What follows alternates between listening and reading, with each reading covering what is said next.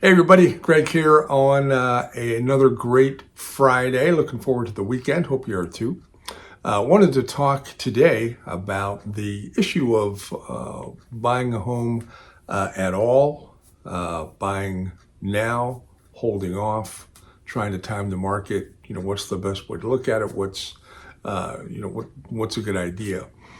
If you've been watching the interest rate graph that we post in this report every week, you'll see that the rates are pretty steady. Sometimes they're a little bit up where you see lots of red. Sometimes they're a little bit down where you see more green, but there's no big, huge sweeps in the rates, and that's what we're going to have for the foreseeable future.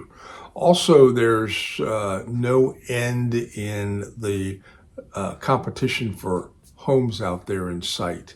There simply is too big of a population push of people coming into home buying age for that to really drop off. So for someone considering whether to buy a home now or not, or whether to hold off, first of all, it's not a great idea for everybody to buy a home.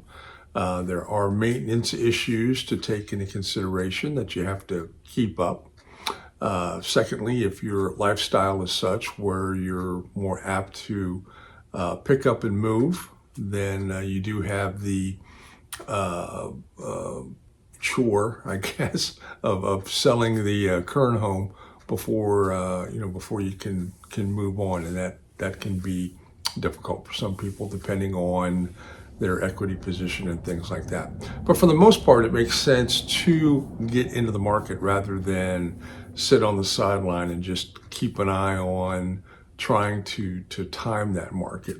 If you talk to anybody who bought a home in 2019, had these same conversations with them, do we buy now, do we wait? Anybody that bought about that time is probably enjoying a huge or bigger than expected rather equity position than they thought they would ever have going into that process. And that's what I typically find with people who have purchased homes and then we touch base, or they decide to sell a few years later. It's been a good decision for them. So that's kind of where I think we're still at to this day. So if you're deciding not to purchase and decide to time the market, there could be an opportunity cost to doing that.